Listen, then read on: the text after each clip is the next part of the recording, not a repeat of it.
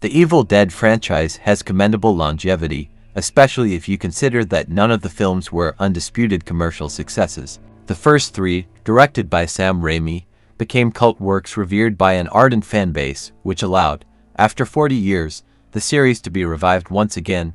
Now with Evil Dead Rise culture and technology held in Austin, shows that not only is the reason for worship still alive, but now it will have a chapter as brutal and faithful to horror as the first ones. Directed by Lee Cronin, who makes his big-budget feature debut here, Ascension simplifies the story to focus on the clash between a family of 5 against the demons of the Book of the Dead. We leave the cabin in the woods behind, and all the action takes place inside a small two-bedroom apartment, installed in a building that is about to be demolished. The children find the object and accidentally release the curse that will turn them against their mother and make their aunt the hero of that night. Cronin never hides the avalanche of tributes he makes by throwing the protagonists into a hurricane of deaths and mutilations. Still, even with references to Exorcist, Shining and others, the filmmaker does not praise anyone more than Sam Raimi and the franchise itself from the first seconds when he runs with the frantic camera inside a forest, to the classic moments with chainsaw and the like. The most interesting thing here is that it does not shy away from the mix between horror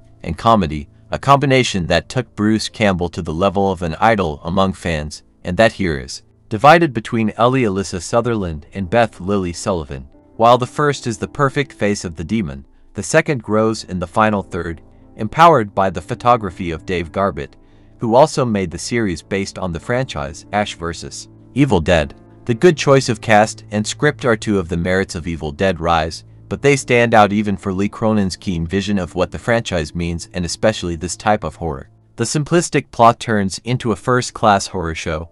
The explanations of mythology take on the air of cursed podcasts because of the great sound design, and the demons become scarier than ever, with the almost imperceptible CGI enhancing the game well. Fear. Add to that the inherent comedy of the brand, a colossal dash of blood, and you have a plate full for those who enjoy the genre.